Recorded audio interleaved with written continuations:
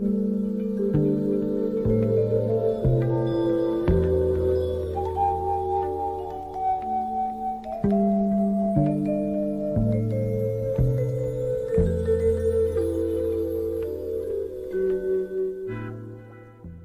morning. This is Gaming Perspectives with Saul? and Jolene. And today we're talking about the importance of canon in RPGs. Well, what happens if I don't have any cannons in my world? You are a dork. Dork. Canon, yes. I guess canon. Why is it called canon? I don't understand. Anyway, it doesn't matter. But canon is what? Keeping the story straight if there is a pre-established setting in a game, in an RPG game. For example, Star Wars has canon, right? Star Wars has movies and... D&D has canon too. Oh, yes. But yeah, you're right. Correct. Well, D&D settings have canon. D&D itself, does it come with an established Then setting? why are we discussing canon? Well, canon in different games, right? The canon could be Star Wars game, Yes. Star Trek. I was just pointing out because you started out with something else. Oh. Well, and D&D has canon if you adhere to or use, let's say, the Forgotten Realms world or universe. A lot of people, I think, use their own. Genres have canon. Right. Buffy the Vampire Slayer. There is a Buffy the Vampire Slayer RPG, you're right. So depending on what show or medium or books, whatever you're using as canon for your game, whether it's a science fiction role-playing game, an adventure game, fantasy game, things that have some IPs have role-playing games based on them. For example, The Lord of the Rings has had multitude of different games. And for a set of books, there may be, 5, 6 books really that Tolkien wrote, maybe more, but I don't think it's that much. There's a lot of canon out there in those books, right? There's a lot of history and stuff like that. And then like Star Wars, well, before they killed the expanded universe, there was like hundreds of books out there that were canon. The books are still out there. Yes, but they're officially not part of the Star Wars movie universe anymore. I'm sure there are some people that would disagree with you. Well, I mean, what's funny is that I actually read quite a bit of those books. Not quite a bit because they keep making more, but I've read like 20 or 30 books based on the Star Wars universe, either between or after. I can attest to that. They're in my bookshelf. Between or after the movies, and I really enjoyed them, and I thought they were pretty neat stories. And then when the new movies came out, they totally X'd out and said the expanded universe no longer was canon, which has set off a lot of people, but it doesn't really matter. But that proves the point that canon is important to people.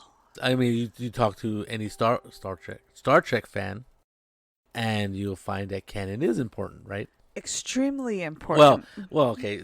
Now, Star Trek people, I hate to say, might be a little bit more of a. You better watch what you say. Please give me the evil eye before I say anything. Star Trek fans tend to be rabid in their love of their... I would not use the term rabid associated with fans, okay?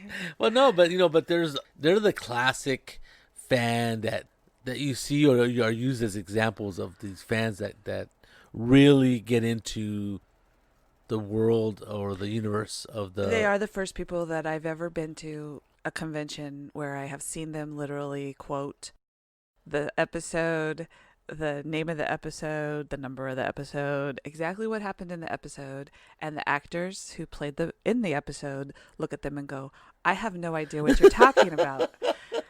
Which is me sitting in the chair going, huh? Well, exactly. So, I mean, the fact that But they're not the only ones. No. Because people I'm just going to give you an example of Seven Wonders, the board game. Oh, okay. I've played in tournaments for this, and I really enjoy the board game. I really do too. And some of these people know all the names of the cards. Right. I have never taken the time to learn all the names of the cards. You are correct. So if you tell me a name of a card, I'm just going to look at you like you're insane. If you show me the card, I can tell you what it does. There's a few that I remember. The one's called the Phalanx, and it's worth like 4 or 5 armies or things. See, I don't even... I could do that, but, I just want to know what the card does. I don't need to know the name of it. So that in reference to canon, like when you're talking about Star Trek, there's people who go overboard in their enthusiasm and know everything. Right. And they have their own ideas about it. Okay, yeah, and that's what I'm talking about. Is that there's people out there who are a lot of or I don't know.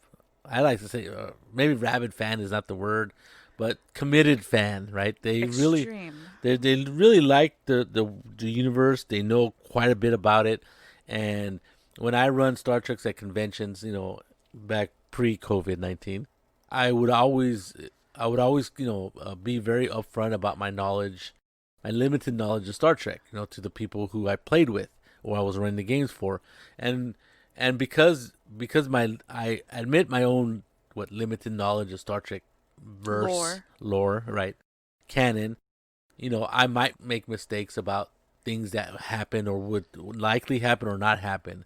Or I might get, different designations of rank mixed up or whatever it That's is. okay because they changed the rank. Well, yeah, okay, there you go. See, so I am very aware that canon means a lot to people who are Star Trek fans. And honestly, when I run a Star Trek game at a convention, usually there's at least half the people at my table are Star Trek fans, and I would put them in that category, close to that guy who asked the actors the question, then asked them about what they were feeling, the character was feeling when they did this act in a certain episode. And it was funny because like the actor was like, "Yeah, I don't know which episode that is. You got to give me." I need more information. Yes, I need more information. And then when the person described the situation, he goes, "Oh yes, I remember that one." And he goes, I forget what the answer was. But canon is important. Oddly enough, usually in your Star Trek games at conventions, half of the people are very, very knowledgeable about Star Trek, and then there's Yes. usually one or two who have never even seen Star Trek, Yeah, which is a strange thing, but is very interesting. yes. In the last game, I had two people, a husband and wife team, and they were very nice. I would love to have them in my game again, but they loved Star Trek, and I could tell, they probably had gone to Star Trek conventions, and but they were the nicest players in my game, because I knew I wasn't getting everything correct, but they were more than happy to let that slide because, and like I said, I start the game by saying, you know what, I am not an expert in this game or in the lore. If I make a small mistake or something that contradicts with the Star Trek universe, this is just an alternate universe. This is Saul's alternate Star Trek universe. Which every Star Trek fan will tell you is perfectly plausible because alternate universes are everywhere. Anyway, And timelines. so that's cool, and so I think people who are fans of a certain genre are willing to, overlook Small things. small things, overlook small incursions or But there are certain things that you learned when you did the playtest for Star Trek, just with your family and friends, that which I guess you shouldn't play this with your family or friends because they can be very brutal. well, because he said this thing about The that shield incident. the shield, and yes, you have a shuttle and there are no shields. To which three of us just looked at him and go, "What do you mean there are no shields? All shuttles have shields." To which he could have said something simply like, "What?" Well, that was the thing. Is what was weird was, we were involved in the playtest of Modifius's Star Trek adventures, and I had the playtest materials and I had the rules, and I printed them out, and they gave you an adventure to run, and it was a pretty straightforward adventure, and the characters got into a shuttle, and the thing was is that it was there was no information about the shuttle, right, in the playtest materials. And when the player said, "Oh, we're gonna turn on the shields," right? I go, "Oh, this doesn't have shields," because to me it didn't make sense for the game to continue the way it would have, the way it was written in the module or the adventure. And then the three of them, now the other four people in my game were like, "Oh, okay, that's no big deal," but the three of my fans of Star Trek were like, "Well, that's ridiculous. Every shield," and I heard it. And I heard it, and I heard it some more. So what was weird is if I was a smarter and quicker thinking GM, I would have said, "Oh yeah, you're right. This does have shields." What I meant was that the shields are inoperable, Offline. that inoperable or offline, and the hydrostatic Warpner field array is missing, which is critical for shield generation, right? Just throw some gobbledygook at them, and they would have worked. But instead, I stuck to my guns, in this case, my phasers, and I said, no, this doesn't have shields. It doesn't come with shields. And then, It doesn't come with shields was the mistake he made, because our friend Chris is like, what are you talking about? So it was funny, and at the same time, it wasn't super critical, No. right? What happened was, it really didn't matter, right? And so, But it does show that canon is important and things like that. can be important. Little things, right? Like, to me, I didn't care, because it wasn't important to me, because I'm not.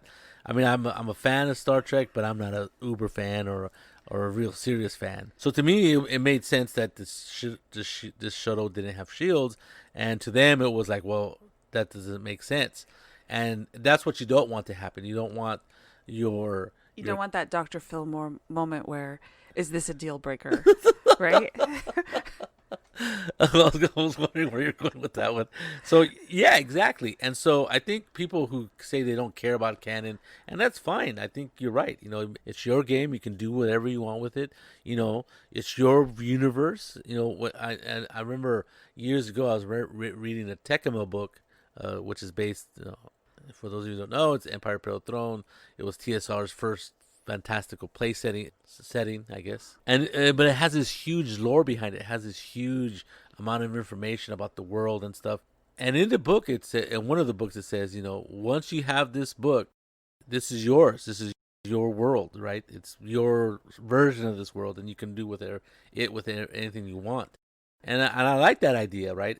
That's that's why I was telling Jolene earlier that when I run games that have based on an IP, whether it's Star Wars, Firefly, and The One Ring, I tell people, what, I'm not an expert, but at the same time, I want to make sure that the people who are playing in that game feel like they're actually playing in the world that they know, that they recognize as either Lord of the Rings or Middle Earth or Star Wars and Star Trek. So it's a kind of a fine line, right? Because you want to make the world your own, or you want to make the setting your own. You have these adventures that you want to run that may kind of like butt up against what is known about the world. And you had an interesting idea, is that, what was... Well, are we talking about the Forgotten Realms thing? Yes. So I of course did research, because that's what I do. And I came across this article from, I think it's 2007. So it's a long time ago. So obviously this is a conversation that's been going on for a while. And this one guy says, I can't understand why anyone cares about the details of whether something is canon or not if you're doing a role-playing game.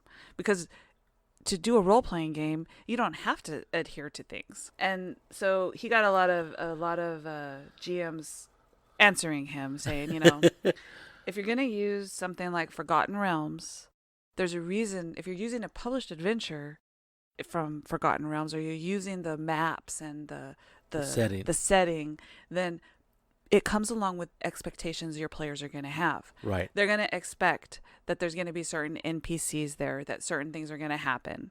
If you're going to use Eberron and you say all the gods are dead, then... and all the guilds are gone. Then you might have problems. Why are you doing it? Why do you want to destroy your players' knowledge of the world? Right. And are your players going to have fun? And the answer that everybody is giving is no. Because if you tell me we're going to go to Eberron and you tell me there's no guilds and no gods, then what's the point of us being here? Why put it in Eberron? Why? Yeah, put it somewhere else. Yes. Why in Forgotten Realms? There was a couple of things that you talked about. Oh, the time of troubles and stuff like that. Yeah, or you want Elminster to be dead? Fine. Set it in a different time period where it's plausible that he's dead. Right. But even Saul was saying that they changed the Forgotten Realms lore, or they've added to it. Right, because it advanced. The world advanced. 4th edition and 5th edition. So. Right. So I was we were having that discussion not too long ago about how I have not advanced the world of Forgotten Realms out of 3.5 edition rules or events. That I set it forward. I only went forward like 10 years for the new characters, which probably was like, in real world, it's about 10 years since, well, no, it's probably been longer. Longer than that. Yeah, since I think Forgotten Realms, the 3.5 setting, which I think is one of the best setting books. Is it 3.5 or 3.0? It might be just 3.0. the setting, and it has a ton of information, and a tiny script or font, because there's so much information, and it's in a tiny font that it gives you more information than you would get if you had a big old huge letters. But of course, now that I'm over 50, it's tough to read, and so I don't look at that book too much. But I find the setting really useful, and it has a ton of ideas and a ton of stuff that never has been utilized. And my now I started that game in 2001, and I played about till 2011, and then we switched from 3.0 to 3.5 Pathfinder, and I skipped fourth edition, and then my new group, which includes my son and his friends and our friends who are adults, obviously, we they made new characters, and they're playing in the same world that my first group played, but just a few years later. So everything that my first group of players did, is still in the world. There's towns that they It's started. new canon. It's canon to my specific world of Forgotten Realms, and I think that's okay. That's neat. That's neat for them. They see names of previous characters that went before them. They have towns named after them and stuff like that. So they think it's pretty neat. And one player, the Steve, Was in both of them. is in both of them. So he's recognizes the names that I use and stuff. So that's pretty neat. But canon, in a certain sense, is important because you're right. When people hear, "Oh, I'm going to be in a Star Trek game," and they come to my table, and I'm saying, "Okay, so you have a lightsaber, and your name is Jedi," and they're like, "Whoa," I made a joke with Jolene about, your peanut butter and my chocolate is not good. I didn't laugh. So she told me not to use that joke, but some things don't work well together, and mix mashing things like that without players knowing about it beforehand. If you say Unless you're playing, it's a campy game, right? Yes. Where you specifically say, "I've just mixed these universes together. Here you go." Right, and I'm talking about con games, and even at a home game, if I told my friends, "Oh, what is it? I'm gonna play a Star Trek game," and then I do that kind of stuff, they might look at me kind of funny and say, "Whoa, why did you call it a Star Trek game? What is it? The bait and switch people don't like, Oh, yeah. right?" People don't like that. So I mean, I've toyed with that idea. Of in my home group of starting a game with the illusion that I'm going to run a certain kind of game. For example, I've thought about this. That I was going to run a straightforward World War II military campaign, right? That they land a little bit after D-Day and they're doing stuff, but then I change it, and instead of just a straight World War II adventure game, I make it into a weird World War II with zombies and werewolves and Nazi werewolves and stuff like that. I don't think anyone would have a problem with that, by the way. Well, I don't think so, but some people may not like that kind of bait and switch. I'm talking about your home group. Yes. They would just expect it to be normal. But some people, you're right. There's that expectation when they sit down at a table, whether it's a home group or especially a con game, that if you say it's a Star Trek game and you start mixing, Other Star things. Wars and Firefly and stuff like that, they're like, this No. is not what I signed up for. Yeah. And so in that case, it's important. At the same time, I run a One Ring game, and the One Ring is the Middle Earth game. And at one of the parts of the adventure, I threw in this character called the Bloody Ghost, which is AKA Gollum. So the player characters were able to capture Gollum, right? Now the players kind of knew who he was, but the characters didn't know who he was. He was just some vile creature that had been killing goats and eating things and stuff like that. So then they get attacked by these other orcs, and the little whiskery rascal gets away, right? Of course, because you can't. This is the One Ring takes place like 40 years before Frodo's journey, right? Or before Lord of the Rings. Yeah, Fellowship of the Ring. So there's always a risk when you throw like they could have killed him right away because they did capture him. So they could have one of them could have just we're just gonna kill this vile creature. So then it would have just been an alternate universe after that, right? Or it could have been somebody that not Gollum, right? Someone like Gollum. Something like Gollum, right? Exactly. But you always run the risk of introducing somebody important from the world, and the player characters doing something really weird and that would ruin the story later on. I also think, like, we've talked about Shadowrun before, but the idea that the beginning canon of Shadowrun has you actually jacking into things with, like, Oh, putting a wire into yeah, you're your talking about the head. actual rules, yeah. Yeah, and then, but when they updated it, they actually changed the canon or advanced the universe, right? Because that's not the same. I mean, it was made such a long time ago. There were no cell phones where you could look up everything. You didn't Right. carry little computers with you like we do today. And And computers that can act, like phones that can connect to other computers without wires. right, Yes. all kinds of different things. It's So crazy now. If you think about it, how much has changed in the, let's say, I'm going to say 40 years since, I think 40 years yeah, since 1980 1989 88 is when Shadowrun, Shadowrun came out. And I'm looking at what year is it? 2020. 2020. So 30 years, right? Anyway, my math is terrible. So 30 years since it came out, huge changes in technology have happened.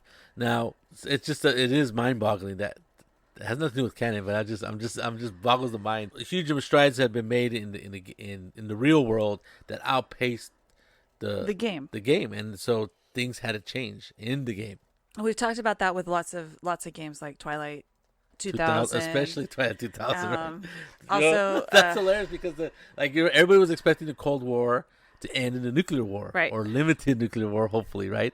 So all of those canon ideas are good in different timelines. Dark Conspiracy, we were talking to Marcus Bone about it, and he says that anything you do in Dark Conspiracy can be considered an alternate timeline or an Alternate universe. alternate history or whatever you want to call it.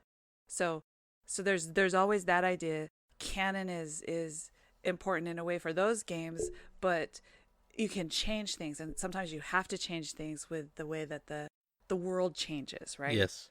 But when you're talking about Forgotten Realms or Star Wars or Star Trek, then changing the canon probably isn't gonna add, what do you want to call it? Make your players admire your great skills because you've decided to get rid of all the gods or make lightsabers not possible or Right. Oh, yeah. Let's say you take out lightsabers out of your Star Trek game. I didn't. Star Trek. You mean I'm starting Star Wars.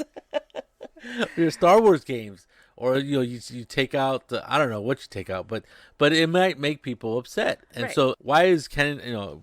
Ultimately, why is canon important, or why isn't it important? I think ultimately is player expectation. Yes. That's the number one thing. When you say it's a certain kind of game, if you say you're going to be playing in Forgotten Realms or Eberron, or Right. you're on what's the moon in Star Wars? Never mind. the Death Star. No. Or you're playing in, Star Wars, it's the New Hope era. Right? Oh yeah. The, Oh, where the Ewoks are. yes. Oh my God, I forget the. Yeah. It's okay. But if you say you're going to be playing in a certain area, or you're going to be playing Star Trek when Captain Kirk is around versus when the Next Generation happens, then you should probably stick to those canons and not destroy the whole world by doing something that the players aren't going to expect. Well, don't tell J.J. Abrams that, right? the reboot, because he destroyed Vulcan, didn't he? Yes. But we consider that just the Kelvin timeline or something. I don't know. It gets kind of crazy. So exactly, player expectation, and with player expectation is player interest, right? Because to me, why do you want the players interested? Because you want them engaged at your table. You want them to stay interested in the game that you're. Immersion into that Yes. era, And and I was gonna say you want them to pay attention to the game that you're telling, but no, you want them involved in the game that you are shared telling, right? Right. Because I've talked about how I run my games. I kind of just throw out an idea or a situation or a problem, and I just expect them to figure out how to solve it. I don't usually, of course, I'm gonna have an idea of how I would solve it, but then again, it's never matched anything that the especially players if he gives a mystery come to a up. bunch of people who usually just hack and slash things. But we do figure these things out. Okay, so player expectation becomes players' interest in the game. And so you want players to be interested in the game that they're playing. And the more interested they are, the better the game is, right? Because they're active. They're, like you said, they're immersed in this world that you're creating. And they're actively telling the story or doing the adventure. And they're having fun. And yeah, and by that time they're having fun because if their expectations are met for the most part, and they're interested, what more do you want in a player, at your table? And game continuity, yeah, it's kind of good to have some continuity because I think if the closer you are to canon, especially to those kind of games, players really get excited, right? Like, oh, they were real. If you're playing a game where you're changing all kinds of ideas about Star Wars, whatever universe you're in, and so they walk away, they're like, oh, well, okay, that was fun. But if it's really close to what happened or to the lore of the world, the universe that you're playing in, and they're part of that, if they feel that they're part of that, then I think it ratchets up their excitement and their fun. Because then after the adventure's over, like, oh yeah, I can see, like it's really part of, you're added to the canon of the world, right? To you the haven't universe. taken away things. You've Right. just given them a brush with Darth Vader, Yes. or and you put them saw in that him world. walking that way. Yeah, you turn left and he turned right, and Yeah. like, oh, it's, and it makes you feel like you're actually there versus, oh no, he was killed 20 years ago. when I've done this successfully and use canon well, it's when players really feel like they're in the world. It really feels like they're in a movie, right? If I'm running a Star Wars game and they feel like they're in some different, well, not different, but some new movie, then that's what I've done my job. I've done the job as best as I can, where they feel like they're actually part of the universe and they're adding to the canon, right? That their adventure doesn't break canon, doesn't cause Luke Skywalker to die a young death or stuff like that. But there's that brush between the canon of the movies and the adventure that they're in, and that makes it more real to them and makes it more fun in my eyes. I would just say that when we played Aliens, or the Alien game, Yes. that knowing that there are the aliens there, and they're on the ship, you just don't see them. It adds to so if you took the aliens out of the world, then it would just be a space shipping kind of thing, right? Right. Where when you know that they're there, it makes it much more exciting and thrilling, and your stress level goes up because you don't know where they're going to pop out and get you, right? Right. And the weird thing about that game is it's almost better if there's no aliens, right? Because you might live. Players are expecting it, right?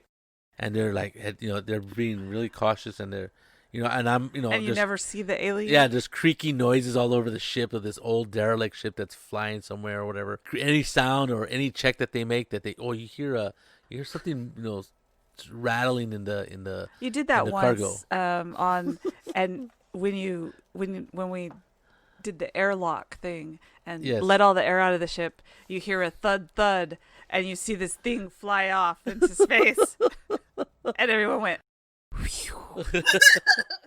So yeah, you could use canon to ratchet up tension in certain games or make it more real in certain adventures. So what are the cons about canon? What's wrong with it? Well, sometimes if you need to change anything, there's always rule 0, right? But you don't want to change the canon too much, right?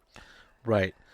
So I would say it could kind of straitjacket the adventure or the players, that if they have to stick to canon, if they believe that, I don't know. I can't do this because that would break something. The only thing I can think of is, like, let's say in the Lord of the Rings game, right? There's a Lord of the Rings game by Deciphered that follows the movie. The One Ring or the Lord of the Rings? The Lord of the Rings. That follows the movie that was made in 2001. And there's a supplement in it where it has the adventure of the Fellowship of the Ring, where you do the Fellowship of the Ring adventure. Now, would you want to play in that No. game? I think I have it, but I've never read it. And because I think I got it in a bundle of books that I bought. And I'm thinking, why would anybody want to play in that game? No, I think you That always want to play adventure. off to the side adventure, right? Yeah, you want you to wouldn't- meet the people, but you don't want to be one of them. Right. You want to brush up against them in a certain sense in an adventure, or see them in passing, or meet them on the road and then they go on. Because then that's happened too. Like I introduced in the One Ring, I introduced Gollum into the game, and at the same time now I have Legolas in the game. Now one of the characters in the game doesn't like Legolas because he's an arrogant bastard, right? And he's a prince, which I hate to name drop, but Shannon is the character who plays that. So he really doesn't like Legolas, right? And he's been dropping hints about him not liking the prince of, I forget, the Woodland Realm, right? And so just to egg him on, I decided to toss in Legolas, right? And which was funny because like everybody knows that his character hates Legolas. So the party meets Legolas, and he's not by himself. He's in charge of this lady who's going to the Grey Havens and going back to Valinor, all this other stuff. So that was the reason they met each other. Now Legolas originally isn't. He may or may not be in that adventure, and so in written adventure, because I'm using a written adventure. So, but I decided to throw him in there anyway because I knew that it would be really neat for Shannon's character to meet his hated enemy, the person he's been bad mouthing this whole time. And so the other characters, the other players, were like, "Oh, this is Legolas," and then afterwards, they're like, "He's so handsome," and all. I guess so. So which in the game, it really it was really fun, and they could play all these little games with each other. Like the other players would have their characters say, "Well, I don't see what's wrong with him. You say he's not that attractive, but I find him very attractive. He's so regal and all this," which just makes Shannon's character get even more upset. It was funny. It's fun, right? So those brushes against canon are fun. But what you don't want is this idea that they have to stay on canon, right? So it's basically a railroad. Yeah. And nobody wants to do that. No. Nobody wants to play that game. So along with that is that players may feel that there's no agency if they feel that this is the way it has to go, right? And I tell my players, no matter what game it is, no matter what IP I'm using, is that you guys can do anything you want. Don't worry about canon. In this universe, it changes a little bit. If you accidentally kill Spock, well, you accidentally killed. Look at J.J. Abrams, right? Destroyed the whole freaking planet. Because a lot of people were very upset about that. But give them agency to change things, or don't say. Well, I wouldn't introduce Legolas, and let's say Shannon goes crazy or whatever and decides to kill him. Well, okay, I'm gonna let him kill him, right? Or he can let him try. I don't think Legolas could kick his ass, but anyway, but I wouldn't just say, "Oh no, you can't do that." Right. So because that gives them less agency. Right. And less control. And it might be frustrating for players to try to keep things canon, right? That's the worst thing you want to do, right? When you're playing the game and you're running the game as a GM and your players want to do, like, let's say one player has an idea and it's a really good idea. And you as a GM think, "Oh, that's a fabulous idea. That would work." But other players go, "Oh, no, that wouldn't work. That would change the way the world is, or that's not the way it would work in this world, or whatever, because of canon." You don't want canon to stifle ideas in that sense. There you go. That's it.